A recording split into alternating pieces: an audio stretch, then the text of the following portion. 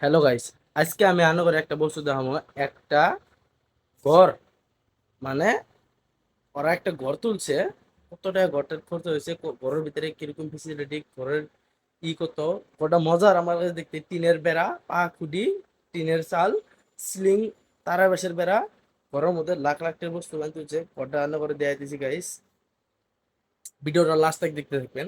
আমি আনগরে অলরেডি দেখাই দিব ঘরটা কিরকম ভাবে সাজাইছি, কিরকম ঘরের পজিশন, অল এভরিথিং আনগরে সব আমি দেখাবো গাইস। আপনারা দেখবেন। তা আমি আনগরে দেখাইতেছি। ফার্স্ট স্টার্ট করতেছি আমি ঘরের এখান থেকে। এই যেটা ঘর, এই রুমটা যে দেখতেছেন, এটা একটা রুম, মানে ঘরটা দিছে ঘরের ভেতরে ডাইরেক্টলি আনগরে দেখাই দিছি। এটা হলো রুম। আর এই রুমটার ওগের থাহানি রুম, যেটাকে আমরা পার্সোনালি রুম আমরা করি। এটা হলো পার্সোনালি রুম। আর আনা করে সেকেন্ড রুম আমি দেখাই দিছি, মানে মানুষ টানুষ আহার পরে যে বসে দিব। এটা হলো সেকেন্ড রুম। এটা হলো সেকেন্ড রুম। আরও এই যে লাস্টে যে একটা রুম দেখতেছেন, এই রুমটা হলো দোকানের রুম। সেটা অন্য করে আমি দেখাই দিছি। এই দেখেন, এটা হলো একটা দোকানের রুম। দোকানের অল সেট আপ দিয়ে দিছে। মানে রুমগুলা বহুত ভালো লাগছে। শুধু কম দামি বাজেট হিসাবে এই রুমটা বহুত মজা লাগছে আমার লগে। অ্যান্ড টেহাও খরচ কম হয়েছে। খরচ কম হিসাবে রুম ঠিকই আছে। তো এই যে আনা করে যে এই যে ঘরের মধ্যে যে কতগুলো বস্তু উড়াইছে, এই বস্তুগুলো আনা করে দেখা দিছি। এই যে বস্তুটা, এই যে এটাকে আমরা কি বলে সঠিকলি আসলে আমি জানি না। বস্তুটা আসলে বসানোর জন্য ধরেন নর্মালি এই বস্তুগুলোর দাম কত। বস্তুগুলো অ্যাকচুয়ালি কম প্রাইসে আনা হয়েছে। আর এই যে ডাইনিং টেবিল, চাটা খাওয়ার জন্য দেখি না মানুষ বসে চাটা খাই পাবো।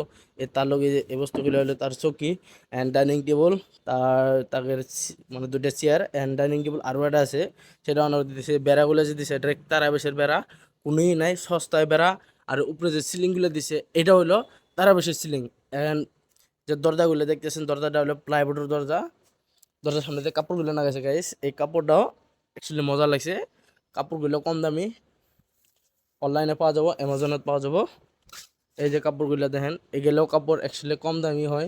কাপড়ও যদি ইউজ করছে একটা গোনা ইউজ করছে গাইস। ওর এই যে ডাইনিং টেবিলটা, এই যে ডাইনিং টেবিলটাও নিছে, এইটাও নিছে লগে। এই যেটাও নিছে, এই যে কাপড়টা লগে এটা হয়েছে all total and price 2 lakh rupees, Indian rupees and 2 lakh. আর গড়ের মধ্যে অলরেডি গড় যে গড়টা দিছে, গড়টার মধ্যে অলরেডি খরচ হয়েছে 17,000, মতলব 70,000 টাকা ঘরের মধ্যে খরচ হয়েছে গাইস। আর মাটি নেওয়াত খরচ হয়েছে মাত্র 1.5 লাখ টাকা, মানে 150,000 অ্যান্ড মাটিটার মধ্যে গেছে যেন আধা বিঘা মাটি 150 না, আধা বিঘা মাটি 4 লাখ। আধা বিঘা মাটি 4 লাখ টাকা নিয়েছে সরকারি মাটি, খাস মাটি, মেদিনীপাট টানা।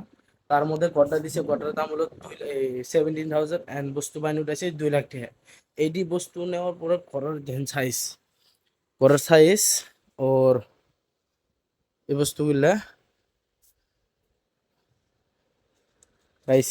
বস্তুটা কি আমি তো জানি, এটা বিছনা সাফ করাই, বিছনা টিছনা সাফ করবো, তার জন্য ইউজ করা।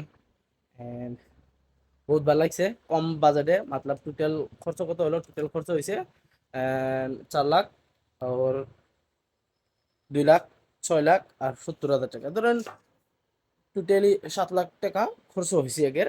হওয়ার পরে মাডি ওর ঘরের অল এভরিথিং বস্তু বাহিনী মানে করা হয়েছে। এখনো আরো বহুত বস্তু বাহিনী কেনার বাকি আছে।